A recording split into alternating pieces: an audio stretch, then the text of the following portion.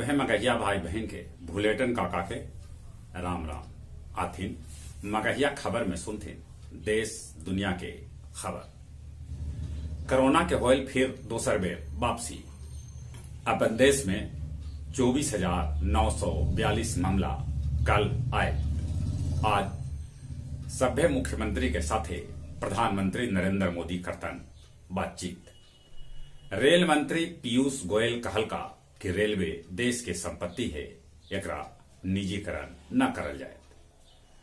पटना में 6 गो quarantine centre दोबारा शुरू कर देवल गए। होली के मौका पर बाहर से आवे वालन के करल जाए कोरोना टेस्ट। बिहार विधान परिषद लेल जदयू और भाजपा से 6 गो विधान परिषद मनोनीत होतन। उपेंद्र कुशवाहा या उनकर पत्नी भी बनावल जा सका था विधान पार्षद। प्रधानमंत्री के सलाहकार पीके सिन्हा देलन अपन पद से इस्तीफा।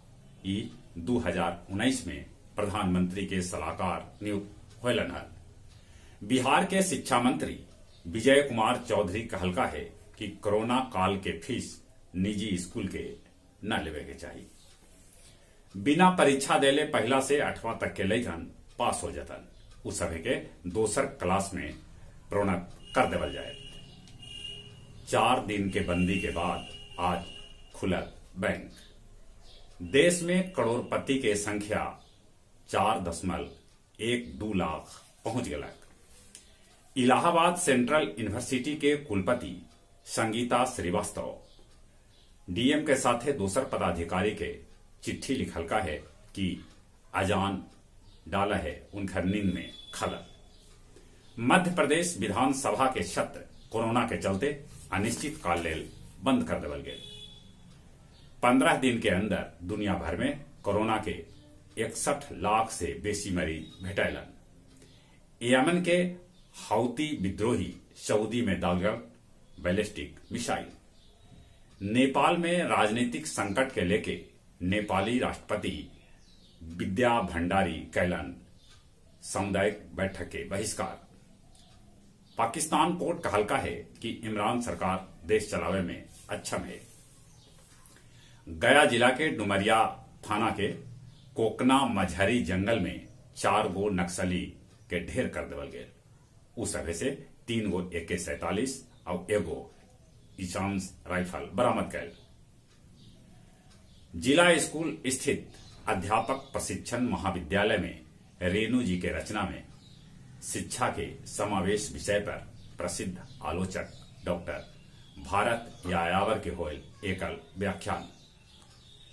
बांके बाजार के स्कूल में प्रभात खबर के सहयोग से लइकन के बीच बांटल गए स्कूल बैग, जूता और मोजा।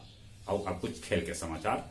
तीसरका T20 मैच में इंग्लैंड भारत के हरा देलक। कोहली के अर्धशतक पर इंग्लैंड के खिलाड़ी के अर्धशतक पड़ल भारी। दूती चंद के पछुआ के धन लक्ष्मी 100 मीटर में जीतलन स्वर्ण पदक।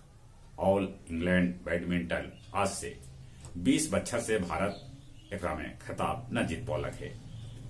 भारत और दक्षिण अफ्रीका महिला क्रिकेट टीम के बीच 5वां एकदिवसीय मैच आज दक्षिण अफ्रीका पलही इसरी 3-1 से जीत चुकल है। जहां तक मौसम के सवाल है, मौसम में गर्माहट आ रहा है, बाकी रात के ठंड है। मौसम से बेसी कोरोना से बचे लेल मुंह नाक पर मास्क लगाथिन, सोशल डिस्टेंसिंग के पालन करथिन, बाहर से घरे आयला पर नीमन से हाथ साबुन से धोथिन। चली अपने सभे के एक बेर फिर से बुलेटिन काका के राम राम।